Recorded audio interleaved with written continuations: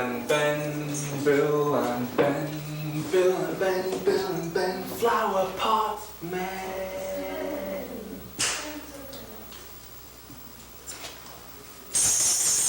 Ready to knock? Turn the lock. Who's there? Would you like to hear the Salvation Army, young lady? As a citizen of this estate of authority, I exercise my right to claim and proclaim the story of Mabus and Molpus. Merry Christmas.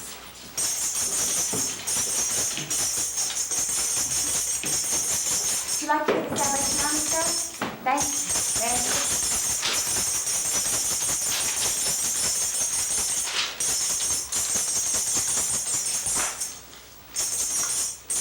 Charm! We've all got it. Especially giants. When there were giants, they were very hefty giants. Milton was the very first hefty giant. He was half a mile tall and had a stride a quarter of a mile. He lived on the Gulf Coast. Like a half-witted giant, he fished it dry. He could no longer survive there. Intuitively, he put forward his great foot and marched northeast to Georgia. Although he really wanted to go to Florida, he'd heard about the gators and the oranges and the tailors. He reached Stone Mountain,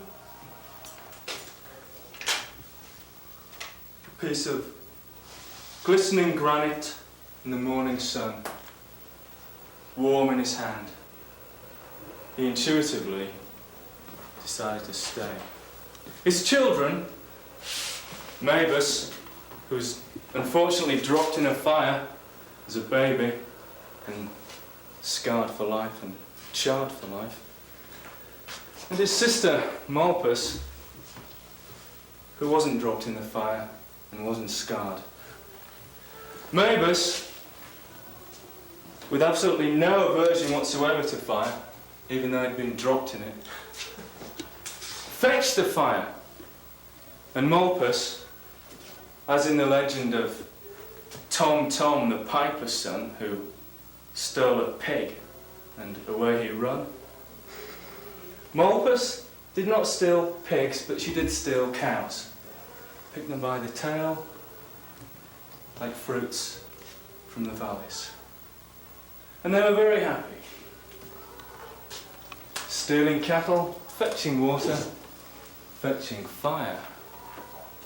Waking in the morning, having dreamed pleasantly, dancing to celebrate the dreams. One such dream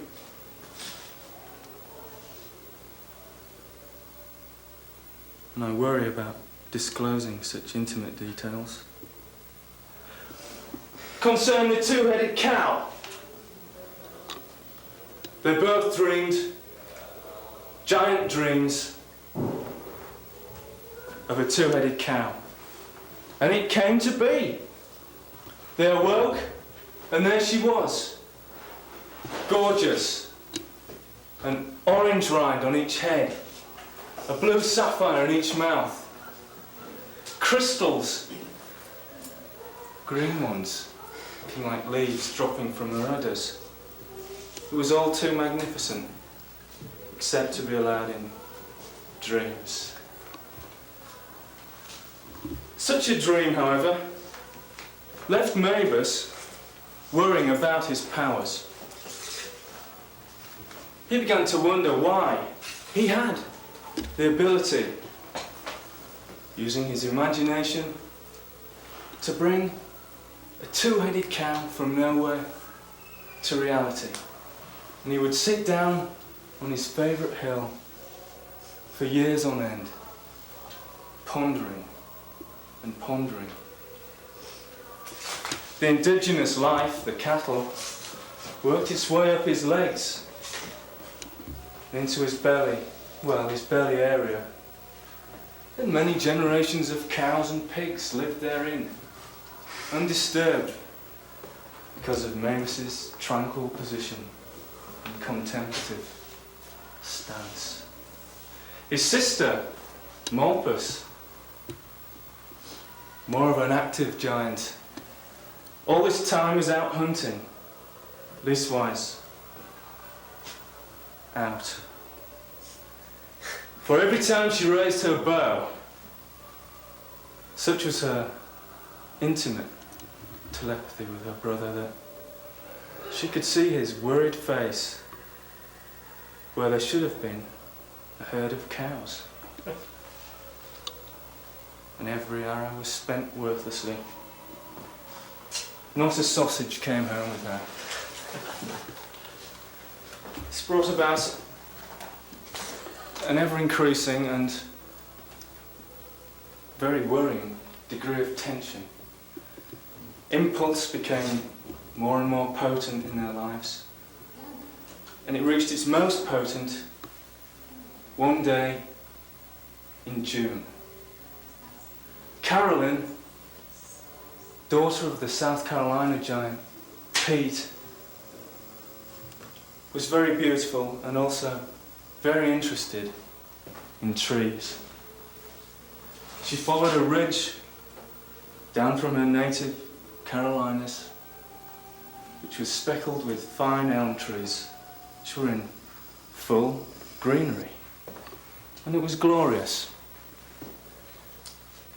She herself turned green from the delight of observing such beautiful trees. Her hair, however, stayed its beautiful and normal flaxen colour. At her most vulnerable, however, as she bent to ponder a particular tree, Mabus and Molpus, who had been stalking her and peeping through the hills, struck while the iron was hot, as it were.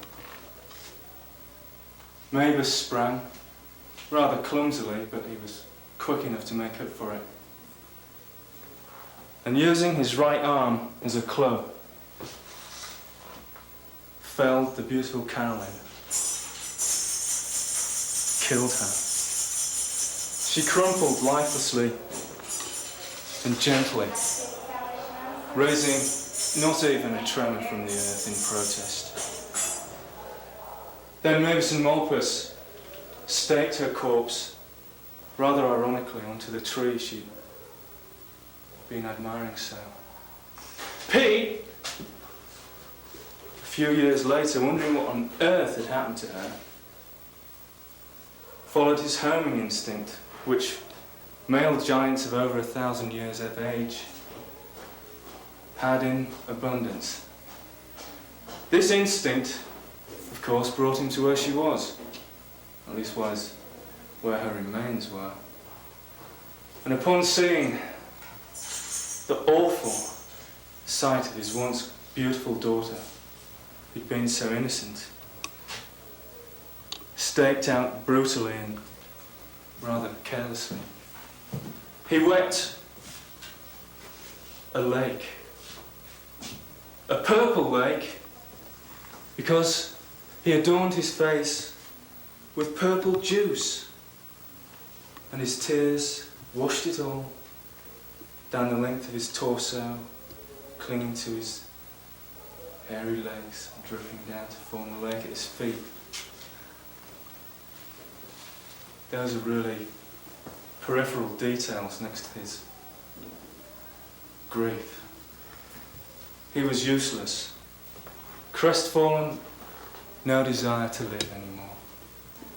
His friends, and indeed followers, these Carolina Indians here, his ardent followers, because he would carry them in his hair and take them up mountains and walk out to the coast with them. And he even went down to Florida one day. I'm so tired! I'm so depressed! The Indians avenged the murder of his daughter for him. They did this in a rather subtle way. Being Indians, they had a certain penchant, as it were, for mushrooms. And they knew which mushrooms were poisonous, fatal even, and which mushrooms weren't. Diligently, through 2 of their generations, they collected enough mushrooms. Leastwise, they thought enough, and it proved to be so. Enough mushrooms to poison the murderers. They stacked millions of them by a rock pool on the River Oconee. The very rock pool Mabus and Molpus greedily and revoltingly drank from, like animals, every morning. They squeezed the poison, concentrating it in the still depths of the pool. The next morning, the giants awoke, of course, danced down to their rock pool, head in, lapping up millions of gallons of still sweet but poisoned water. And they didn't even know it until, stupid as they were, they noticed their upper arms starting to twitch uncontrollably. And the twitching became more and more intense. And the pain caused more and more severe as it moved the length of their bodies. There was no numbing effect. It was very painful. So painful, it broke their wills. And they collapsed, giving up the ghost. Giant corpses on the site of what we now know as the city of Athens. Their bones, of course, are long since buried in the famous red clay, but they still form the foundations of our streets and roads. Here, for instance, this tibia, one of the 2 lower leg bones, forms Prince Avenue. Up to the knee joint, there's Wendy's. Further on up Prince, to the spinal column, and there is the infirmary. Let's go a bit further. That's along the right arm, Oglethorpe Avenue. And what's there by the hand, pointing, telling us to go to Kroger. At any hour of the day or night, any day of the year. And if we don't like Kroger, Dallas can scarcely imagine anyone who doesn't. There's always the shopping mall, situated now where their skulls were crushed into the clay. And what about here on the left arm, this humerus? What's that? It can't be the railroad to Savannah. Oh, and there's theirs. Go there for negligees, go there for pots and pans. Along the length of the spinal column, we can envisage numerous churches and places of meeting. Basketball courts, balls rearing off of pebbles, young voices. And the left leg, that must be going out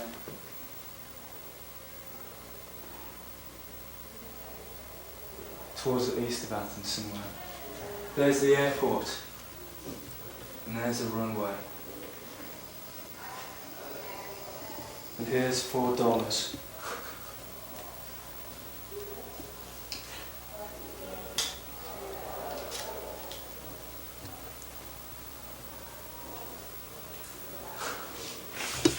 And And this is the end.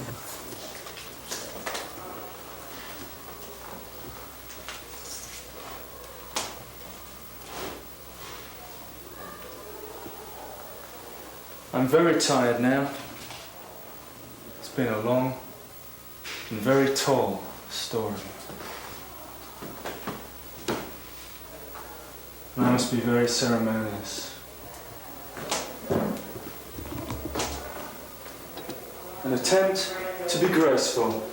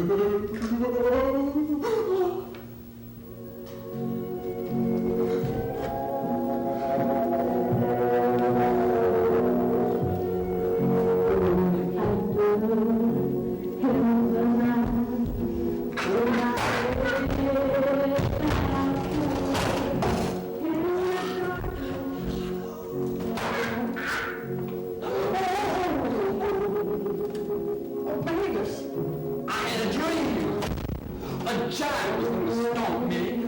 But then I realized it was just my daddy. And I was just a little giant child. Oh, Morris, that's that same old dream you have every night.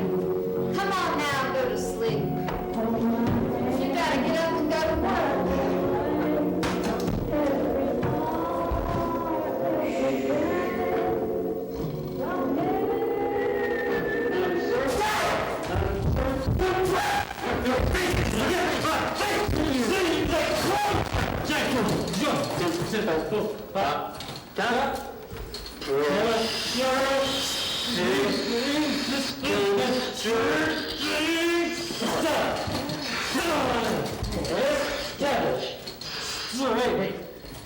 Seriously, swim to hurt, slow down for grief and growth and eat and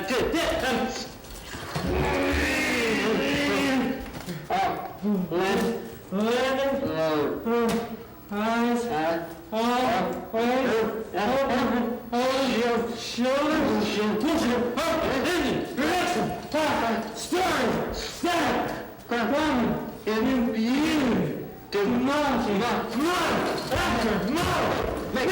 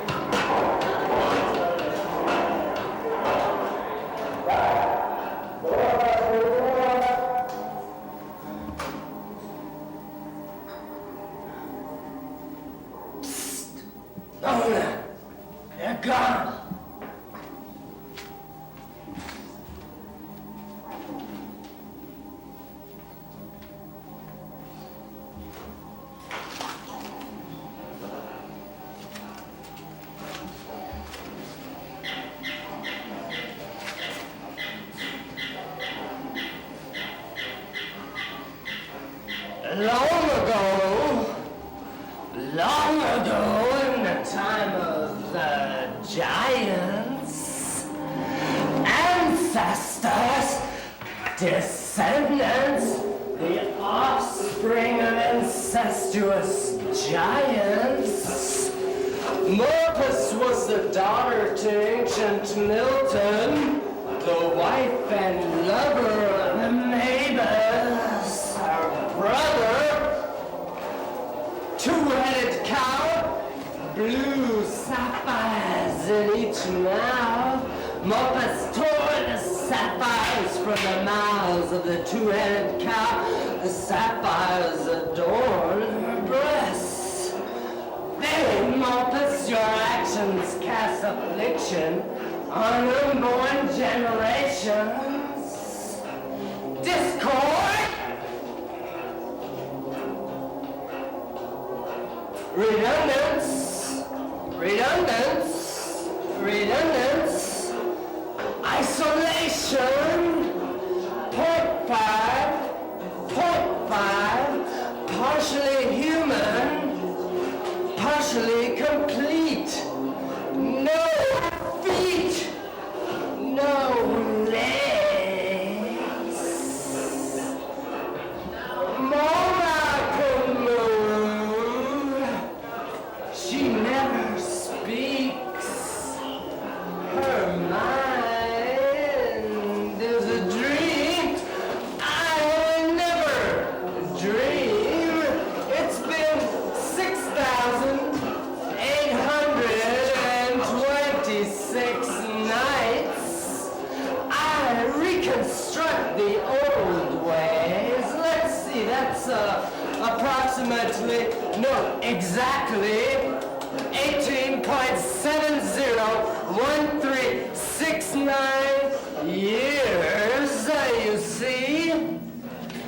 Atonement 2 goes into 1.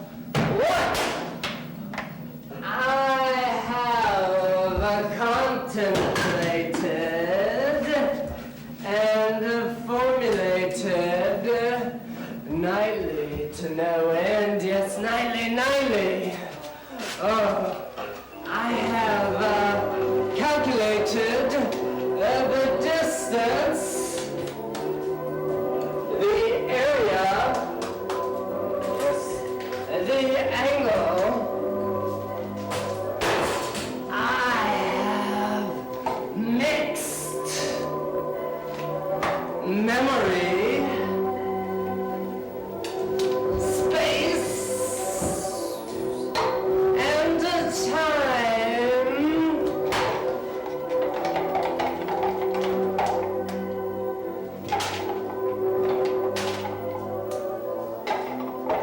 Still the glass remains unbroken, but not another night shall pass. The time has come. Last recourse, the oldest of the ancient ways. It's most extreme. It's most revolting.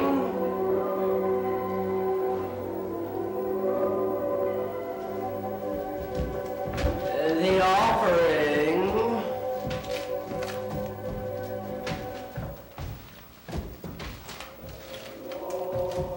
Energy drains from the perforated sac of my existence. As time, space, and memory divide, 2 center.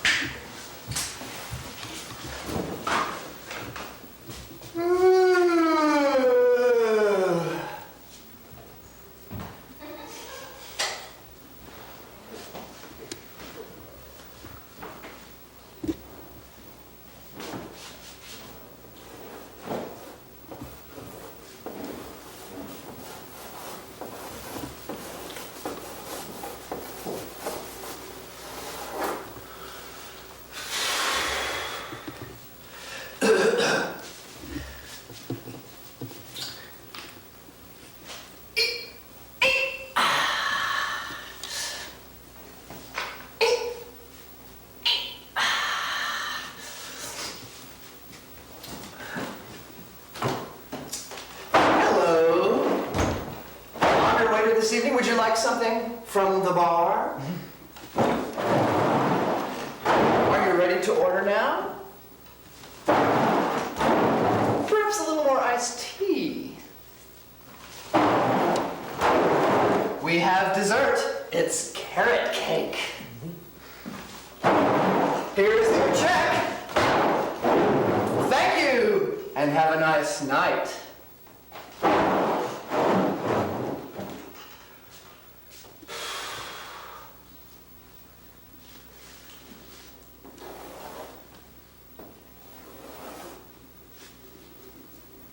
I work all day, I hope, and I pray. In Mabus, we trust, will come my way.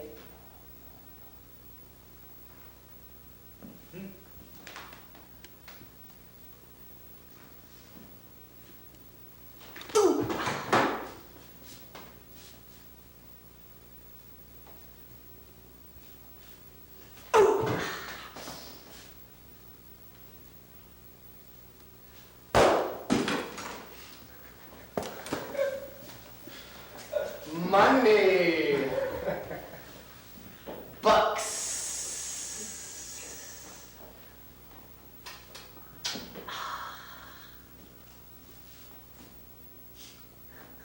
I think I'd like to order now.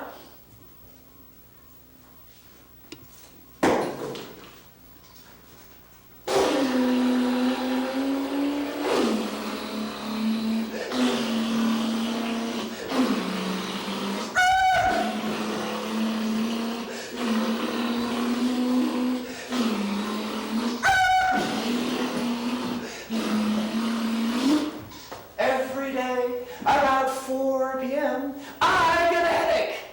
When I realize I forgot to defrost something for dinner. I'll have the apple baby pizza toast, please. With fizzies. Oh, and some French fries. Careful eaters don't get sick. Am I head hungry or am I stomach hungry? Does my body really need this, or am I just trying to impress my friends?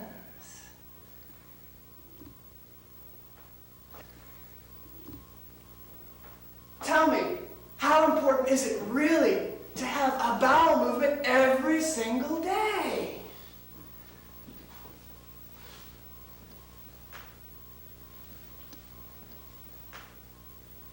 You know, some people forget about their skin from the neck up. Who buys the cat food? Who changes the litter box? Phase 1, attention. Phase 2, recognition. Phase 3, speech. Phase 4, touch. My, what a pretty face for such big pants. I want you, not your sister. Actually, I enjoy foreplay much more than real intercourse. You can get your friends to do the pinching and the measuring. How do you get a woman to begin to change her attitude?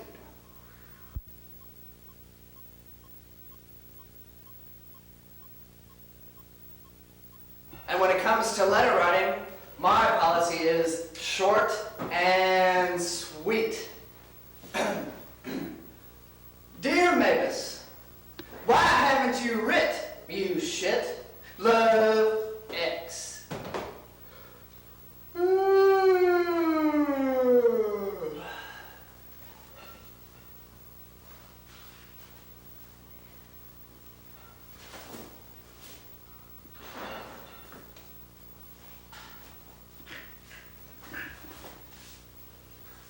Sometimes I dream in color.